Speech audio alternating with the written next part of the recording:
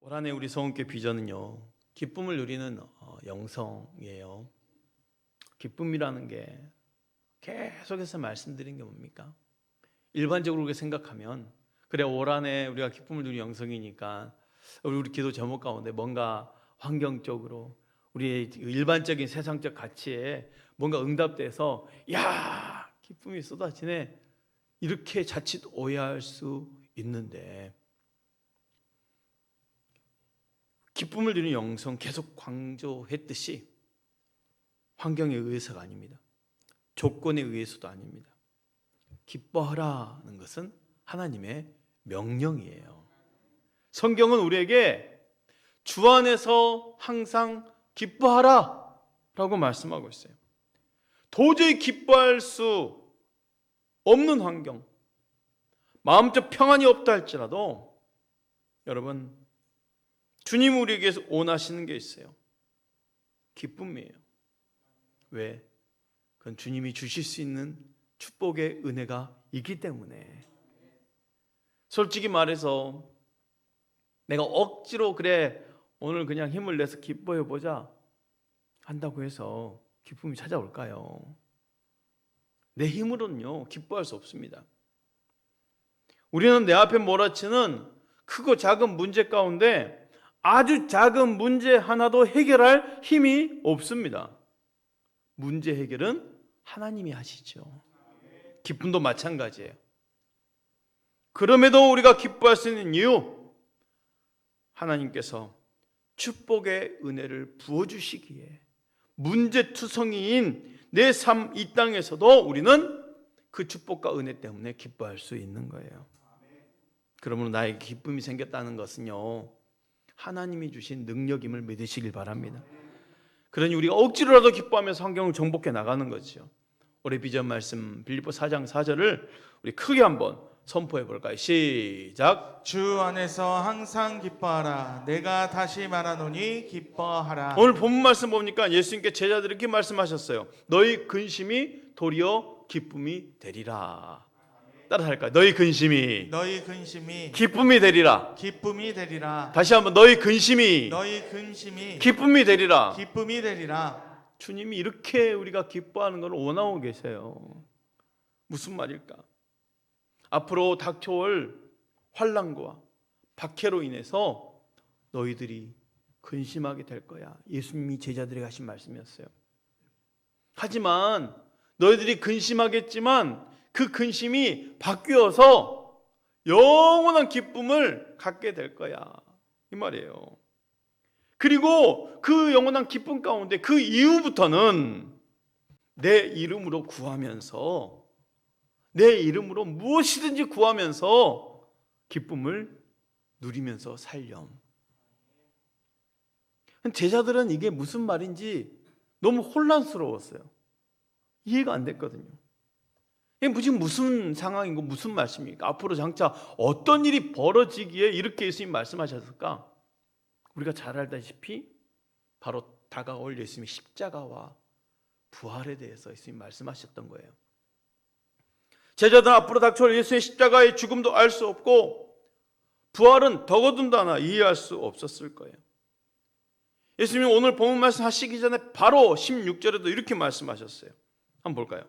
조금 있으면 너희가 나를 보지 못하겠고 또 조금 있으면 나를 보리라 하시니. 조금 있으면 너희가 나를 보지 못하겠고 또 조금 있으면 나를 보리라.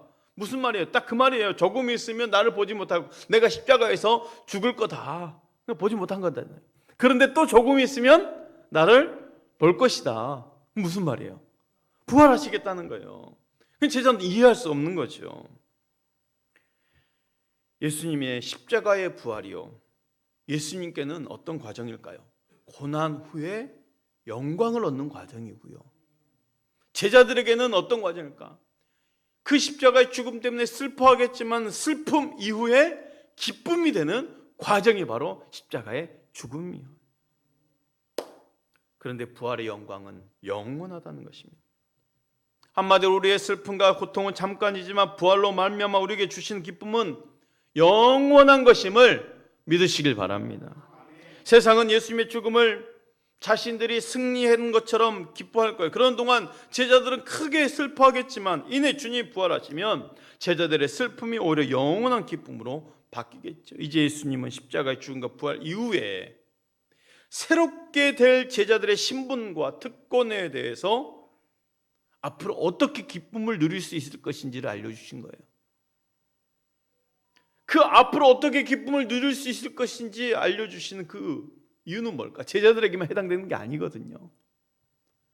새롭게 변화된 신분, 특권이 있다라는 거지요. 예수님 부활 이후에 예수를 믿는 모든 자들에게 주시는 특권임을 믿으시길 바랍니다. 요한복음 16장 23절을 우리 함께 봉독해 볼까요? 시작. 그날에는 너희가 아무것도 내게 묻지 아니하리라. 내가 진실로 진실로 너희에게 이르노니 너희가 무엇이든지 아버지께 구하는 것을 내 이름으로 주시리라. 그날은 뭐예요? 앞으로 장차 이제 오게 될 날. 예수님의 부활 이후의 새로운 시대, 구원의 시대, 새로 신분을 얻은 그 제자들의 특권의 시대, 모든 예수 믿는 자들이 특권을 받은 그 부활 이후의 시대를 말해요. 그날이 되면요, 더 이상 육신의 모습으로 계신 예수님이 계시지 않는데 예수님께 물어볼 필요가 없어요. 물어볼 수가 없잖아요. 그런데 방법이 있어요. 예수님의 이름으로 기도하면 된다라는 거예요.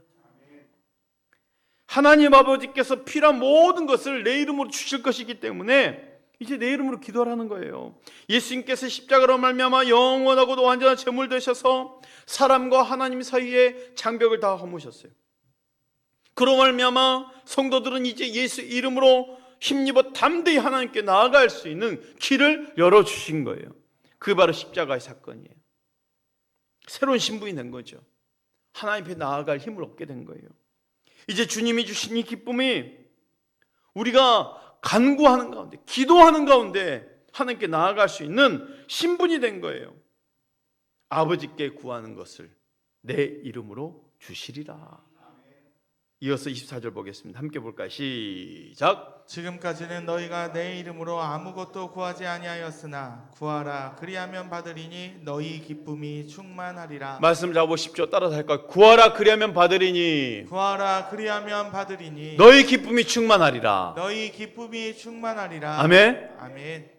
우리가 기쁨을 누리는 영성이 여러 가지 말씀을 함께 나눴어요. 특히 오늘 말씀은요, 구하라 그리하면 주시리니 너희 기쁨이 충만하리라요. 때로는 우리가 기쁨을 누리지 못한 이유 중에 하나는 구하지 않았기 때문이 아닐까요? 기도에 대해서는 우리 주님이 직접 기도의 모습을 몸소 보여주셨죠. 예수님이 기도의 가장 큰 특징은요, 기도하셨을 때 오직 하나님 아버지와 계셨다는 거예요. 예수님 기도를 통해 하나님 아버지를 만난 거예요. 우리가 하나님 어떻게 만날 수 있을지를 보여주신 거예요. 아, 하나님 만나고 싶어요.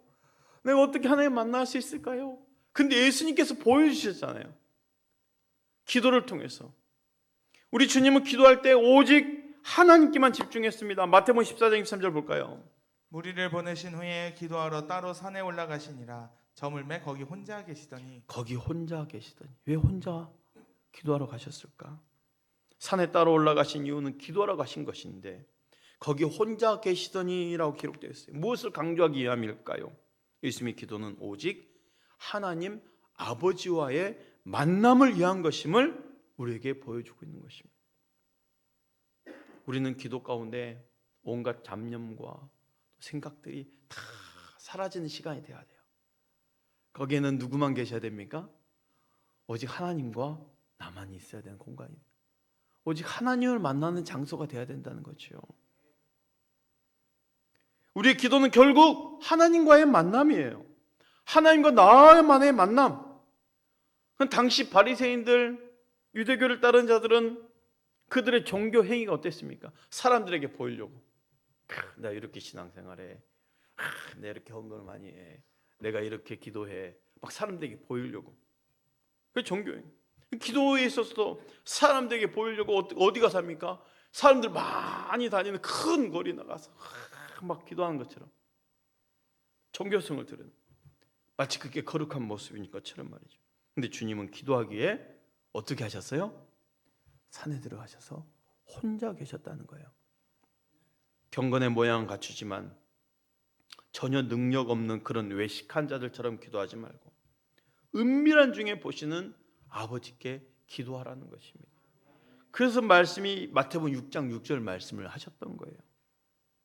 너는 기도할 때 내 골방에 들어가 문을 닫고 은밀한 중에 계신 내 아버지께 기도하라. 은밀한 중에 보시는 내 아버지께서 갚으시리라.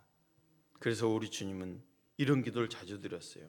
누가복음 5장 16절 예수는 물러가사 한적한 곳에서 기도하시니라. 그 시간을 만드신 이유는 오직 방해 없이 하나님만 만나겠다라는 의지 아니겠어요? 예수님이 기도에 있어서 가장 중요한 것이 무엇인지를 알고 계셨던 거예요. 바로 하나님 아버지와의 만남입니다. 사랑하는 성도 여러분, 우리의 기도로 하나님 아버지를 만날 수 있기를 축복합니다. 내 할 말만 하고 끝나버리는 기도가 아니라, 그렇죠? 나 요즘 기도가 필요해. 그래서 문제가 너무 많아. 근데 이거는 일부만 생각한 거예요. 내 할 말만 말해 보이고 그걸로 막 스트레스 풀듯이 하는 게 기도가 아니에요. 기도는 하나님 아버지를 만나는 시간이에요. 하나님 아버지를 만나는 것에 집중할 수 있기를 바랍니다. 주님의 기도를 본반 초대교회를 보십시오. 저들은 모이면 기도했어요. 야고보 사도가 순교하고 베드로 사도가 옥에 갇히면서 다음 날이면 베드로도 야고보처럼 죽게 될 상황에 성도들은 핍박 가운데 뿔뿔이 흩어지지, 그 수천 명 되는 성도들이 다 뿔뿔이 흩어졌는데 모여지는 성도들이 있었어요. 마가의 다락방을 기억하면서 교회는 막 뿔뿔이 흩어졌는데 예루살렘 성전에서는 기도한 처소로 막 사람들이 모여요. 너나 나나 할 것 없이. 그리고 저들은 밤새 기도합니다.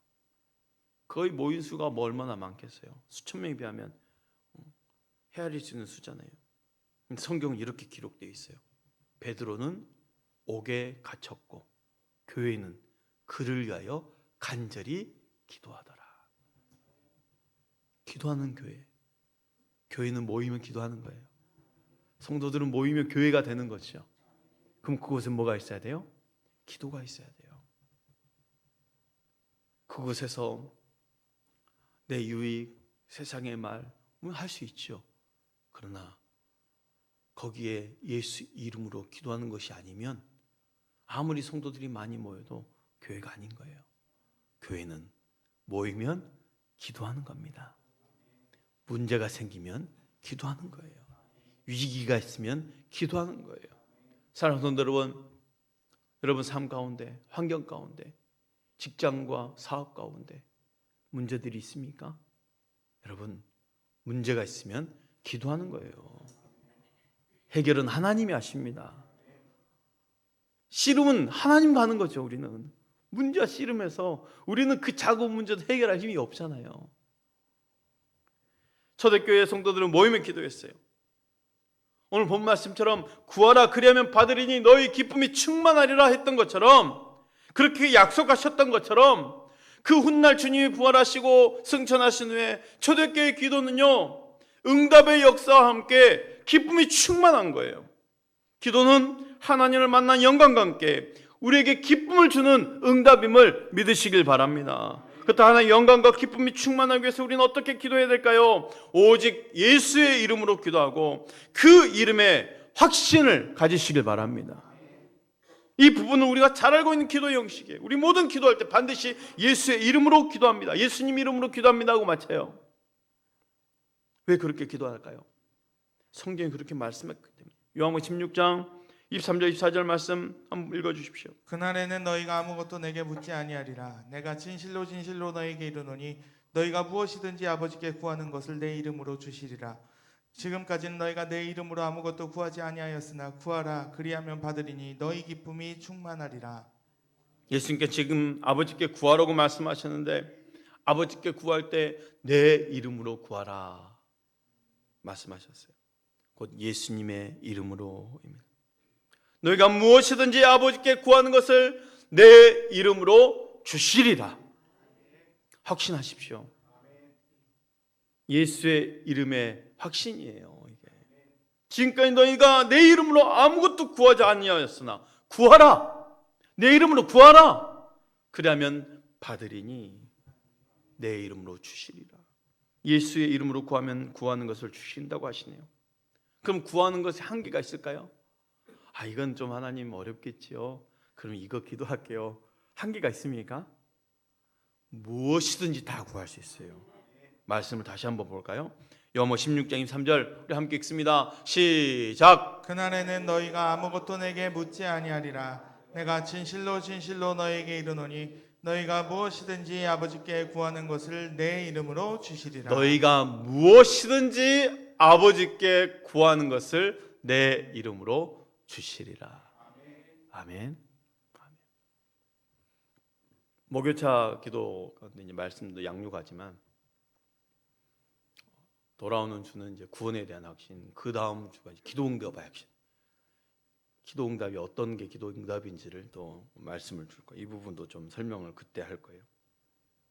우리가 예수님의 이름으로 구할 때 하나님 아버지의 응답을 받을 수 있는 이유가 뭘까요?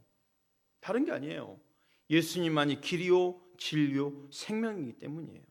한마디로 예수님을 통해서만 하나님 아버지께 나아갈 수 있기 때문이에요.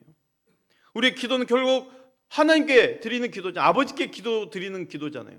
그러면 누굴 통해서 기도를 드릴 수밖에 없습니까? 예수님께. 그렇죠? 하나님 아버지께 상달되는 기도는 반드시 예수님을 통과해야 돼요. 예수 이름으로 구한다는 것은 하나님과 우리 사이에 맡고 있는 죄를 예수님의 십자가의 보혈로 다 죄사함이 이루어졌기 때문에 오직 예수님을 통하여서 응답을 받을 수 있는 것입니다.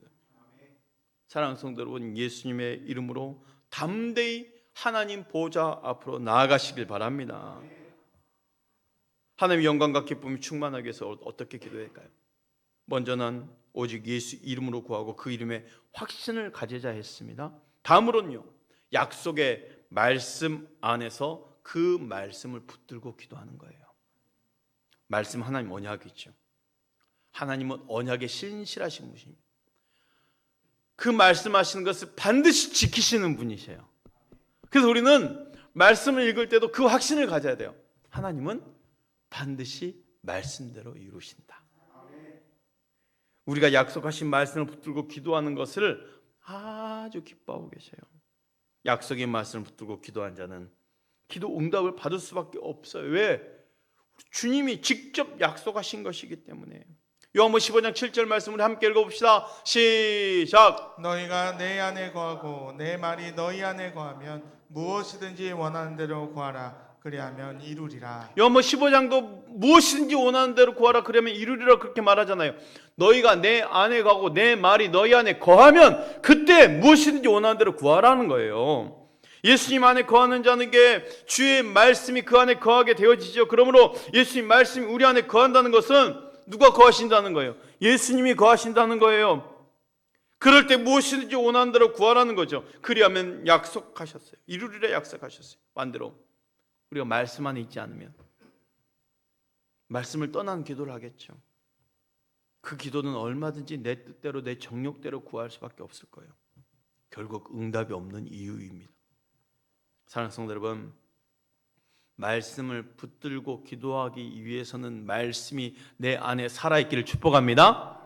말씀이 내 안에 살아있으려면 다른 게 없어요. 말씀을 잘 들어야 되고 말씀을 많이 수시로 읽어야 되고 또한 수시로 암송을 해야 되고 그밖에 없어요. 말씀과 친밀한 관계를 맺어야 돼요. 오늘 본문 또한 약속의 말씀 중에 하나예요. 주님이 약속하셨거든요. 요한복음 16장 24절을 우리 다시 한번 봉독해 볼까요? 시작. 여기까지는 너희가 내 이름으로 아무것도 구하지 아니하였으나 구하라 그리하면 받으리니 너희 기쁨이 충만하리라. 아멘.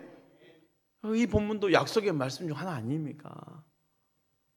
내 이름으로 구하라 그리하면 받으리니 너희 기쁨이 충만하리라.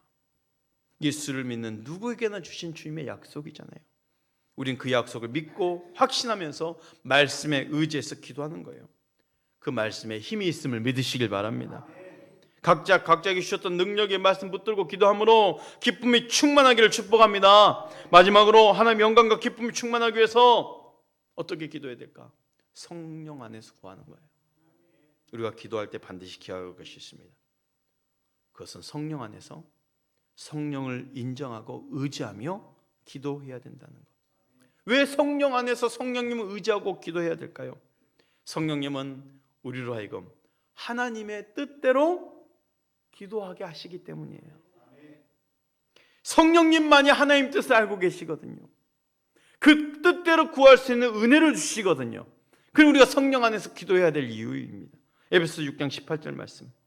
모든 기도와 간구를 하되 항상 성령 안에서 기도하고 이를 위하여 깨어 구하기를 항상 힘쓰며 여러 성도를 위하여 구하라. 무엇보다도 성령 안에서 성령님을 인정하고 기도해야 되는 이유는 성령님이 우리의 연약함을 친히 도우시기 때문이에요. 로마서 8장 26절 17절 말씀. 이와 같이 성령도 우리의 연약함을 도우시나니 우리는 마땅히 기도할 바를 알지 못하나 오직 성령이 말할 수 없는 탄식으로 우리를 위하여 친히 간구하시느니라.